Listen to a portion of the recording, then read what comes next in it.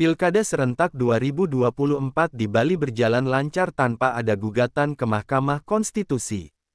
Rendahnya angka partisipasi pemilih di sejumlah kabupaten dan kota masih menjadi pekerjaan rumah bagi KPU yang menyebabkan legitimasi rendah. Pengamat menilai ada kejenuhan warga Bali memilih dan lemahnya parpol menampilkan paslon yang menarik. Hal itu terungkap pada dialog merah putih di Warung Bali Coffee Jalan Veteran nomor 63, Denpasar dengan tema Evaluasi Pilkada di Bali pada Rabu, tanggal 11 Desember tahun 2024.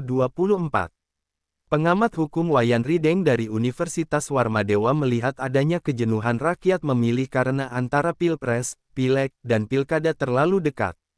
Ia menyebut harus ada survei mengapa rakyat tak tertarik dengan paslon sehingga mereka mengutamakan bekerja daripada memilih.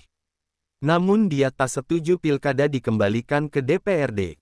Berkaitan dengan yang sekarang menjadi pembicaraan dalam tatanan kehidupan pembangunan demokrasi adalah adanya sebuah tingkat partisipasi pemilih sangat minim atau golput ini prosentasenya sangat banyak.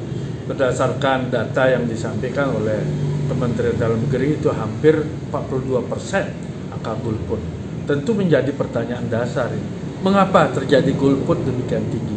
Nah, tentu saya sebagai pengamat melihat persoalan pertama ini adalah salah satunya itu berkaitan dengan pelaksanaan penyelenggaraan Pilpres, Pileg, dan juga Pilkada secara serentak itu sangat berhimpitan. Jadi sangat dekat. Sehingga mempengaruhi terhadap kejenuhan pemilih, apalagi mereka itu tersebar ya, di mana TPS-nya tetapi dia domisilinya tidak di sana atau dia mencari penghidupan. Yang kedua juga saya berpikir mengenai peserta pemilu menyodorkan ya bakal calonnya, tokohnya itu terlalu mendata. Artinya apa? Terkadang singkatnya masa kampanye juga dipengaruhi oleh terhadap pasangan calon yang diusungnya mengenai track recordnya, sehingga masyarakat sepertinya tidak sempat merekam jejak daripada pasangan calon. Apalagi mohon maaf di awal sudah disosialisasi pasangan calon AB, tetapi itu didaftarkan AC. Tentu proses dari nol lagi, padahal waktunya sangat singkat. Pengamat yang baru saja meraih gelar guru besar hukum bidang pemilu dari Universitas Mahasaraswati, Ketut Sukawati Lanang Perbawa menegaskan minimnya paslon juga menyebabkan pilkada kurang menarik. Ini harus dievaluasi bersama, termasuk parpol, agar koalisi di pusat jangan dipaksakan ke daerah. Harus dibuat aturan parpol makin mudah mengajukan paslon seperti menurunkan batas parlemen lebih rendah dari 4%.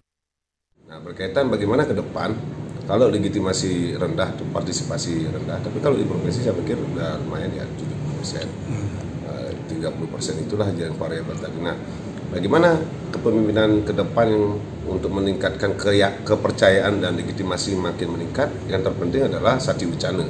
Apa yang sudah dijanjikan para calon melalui program-programnya harus segera direalisasikan melalui RPJP, tentunya visi misi masuk ke rencana program kerja di daerah masing-masing dan harus direalisasi, dan masyarakat sedang menunggu janji-janji yang disampaikan, apalagi yang kemenangan Pak Koster dan Pak Giri lumayan tinggi dan termasuk janjinya lumayan banyak. Saya pikir itu harus segera direalisasikan. 3 hal yang penting yang sudah ditunggu-tunggu oleh masyarakat yang menjadi solusi oleh pemerintah, tidak hanya provinsi, kabupaten kota yang menang juga, terutama di daerah selatan Sarbagita ini tentang sampah. Terhadap rendahnya angka partisipasi di Denpasar, Ketua KPU Kota Denpasar, Dewa Ayu Sekar Anggraeni mengakui sedang meriset kelompok mana yang angka partisipasinya rendah. Namun dengan angka partisipasi 59% tak membuat dia berkecil hati karena Denpasar masyarakatnya majemuk.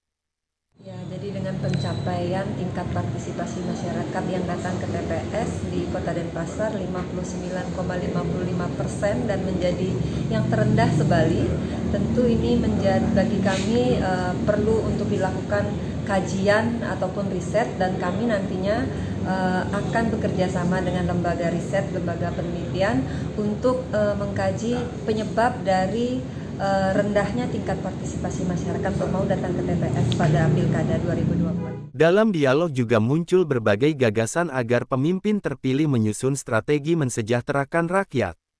Su Echa melaporkan.